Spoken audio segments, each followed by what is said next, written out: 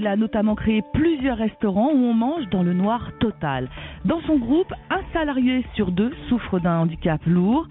Édouard de Broglie est votre invité, Maxime, pour l'interview vérité sur Europe 1. Bonjour Édouard de Broglie. Bonjour. Merci d'avoir accepté notre invitation en direct ce matin sur Europe 1. On a voulu vous recevoir parce que lundi débute la semaine pour l'emploi des personnes handicapées. Et vous, ces personnes qui ont souvent du mal à trouver un emploi, vous en avez fait la principale force de votre groupe. On va faire un bond en arrière. Il y a 10 ans, vous ouvrez à Paris le premier restaurant dans le noir. Comment est-ce que vous avez eu cette idée ? Alors, d'abord, c'est pas mon idée. C'est une idée qui vient des associations en fait de non-voyants qui, pour sensibiliser les gens au handicap, organisaient des petits dîners dans le noir pour sensibiliser les gens au handicap. Bon, moi, j'ai juste eu l'idée d'en faire une entreprise. Voilà, c'est-à-dire leur dire, écoutez, c'est une idée formidable parce qu'en fait, ils perdaient de l'argent en organisant ces événements et donc je leur ai dit, non, je pense que c'est une idée suffisamment forte pour justement en faire une entreprise. Le concept en 2 mots ? Alors, vous dînez dans l'obscurité absolue et vous êtes guidé et servi par des non-voyants. Voilà, c'est ce que vous vous êtes dit tout de suite. Vous vous êtes dit, pour avoir les meilleurs serveurs, il me faut des serveurs non-voyants.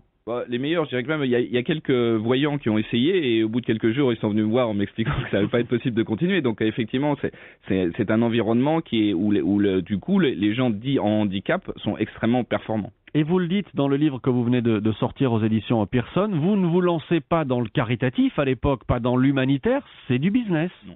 Alors, c'est du business avec quand même une idée derrière qui est de montrer à toutes ces grandes entreprises qui ont du mal à atteindre le quota de 6%, puisque vous savez que toutes les entreprises de plus de 20 salariés, voilà, c'est la loi, on doit avoir 6% de personnes en situation de handicap. On n'y est pas, clairement, en France, on n'y est pas.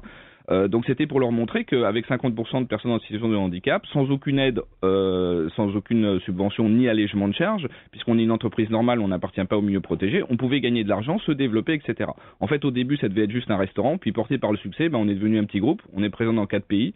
Alors on va le dire, il y a un restaurant à Paris, à Barcelone, à Londres et à Saint-Pétersbourg. Il y a eu un échec, c'est New York. Voilà, à New York, ça n'a pas marché. Enfin, ça a marché. On faisait quand même $1 million de chiffre d'affaires, donc ça marchait un petit peu, mais c'était pas suffisant pour équilibrer. Et on est une entreprise, c'est effectivement pas une association, donc on a besoin de gagner de l'argent. Et alors, il n'y a pas uniquement des personnes non voyantes qui sont salariées de votre entreprise, comme ces serveurs. Vous avez des personnes qui souffrent d'autres handicaps.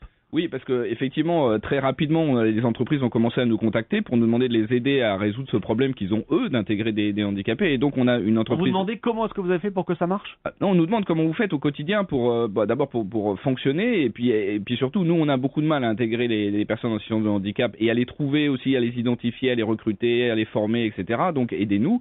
Donc on a une entreprise d'événementiel qui d'ailleurs la semaine prochaine prend la route, puisqu'on fait plus de 45 événements dans toute la France pour sensibiliser les salariés des entreprises à ce problème-là. Et puis on a une société qui fait du conseil et surtout de la formation pour chaque année on intègre à peu près 20 à 25 handicapés dans les grandes entreprises en France. Au départ, Édouard de Broglie, vous aviez monté une entreprise dans les nouvelles technologies, vous avez gagné de l'argent, mais tout de suite votre idée c'était de dire cet argent que je gagne là, c'est pour le réinvestir dans quelque chose de plus, on va dire, de plus social, de plus humain. C'était ça le but. Oui, d'abord heureusement que j'ai fait ça parce que quand je suis allé voir les banques avec cette idée-là, elle doit être très frileuse. J'en ai fait 13, j'ai eu 13 noms, donc c'est une entreprise qui a été entièrement autofinancée. Heureusement parce que j'ai gagné effectivement pas mal d'argent dans les nouvelles technologies avant d'arriver. Bon, j'ai un peu tout mis là-dedans. Moi, j'étais persuadé que ça marcherait, mais c'est vrai que les banquiers, eux, avaient une vision un peu différente de l'histoire il y a 10 ans. Donc. Mais vous êtes un saint, Édouard de Broglie ? Non, je suis pas un saint, mais je me suis toujours intéressé à ces problèmes de RSE et donc. Alors RSE, il faut le dire. Ouais, c'est la responsabilité sociale et environnementale et pour moi c'est pas simplement juste un problème de responsabilité, c'est aussi une opportunité, c'est-à-dire tout d'un coup d'innover socialement, ça peut à côté d'innovation technologique être une source de nouveaux business et de nouveaux. Sauf que votre entreprise à vous, ces restaurants, je sais qu'il y a des spas aussi, vous accueillez des non-voyants. 2 spas en France. Ce sont des entreprises très particulières. Par exemple, ces restaurants dans le noir. Comment est-ce qu'on fait pour que votre modèle puisse être copié par d'autres entreprises ?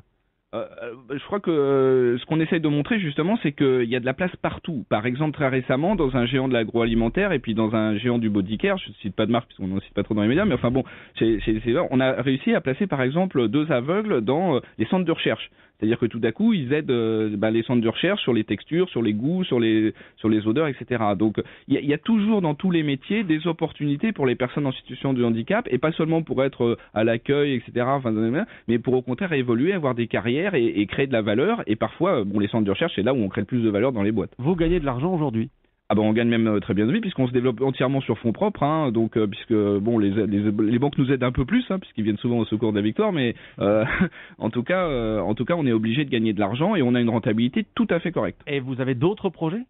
On a des projets, on a plein de projets, plein de projets. D'abord, on va s'étendre au niveau géographique. Hein. On a un projet à Madrid en ce moment, on a des projets de franchise un peu partout dans le monde. Il faut savoir qu'on n'a que 4 restaurants, mais qu'on a ouvert des restaurants provisoires dans une dizaine de pays, hein, à Varsovie, à Bangkok, à Riyad, enfin dans tout un tas de pays. Et puis bon, on a d'autres projets, mais qui sont un peu confidentiels puisqu'on est une entreprise. Donc. Voilà, c'est top secret, voilà, secret industriel. Merci beaucoup, Édouard de Broglie. Je rappelle que lundi débute donc la semaine pour l'emploi des personnes handicapées. Merci d'être venu témoigner ce matin sur Europe 1 pour l'interview Vérité. Merci à vous.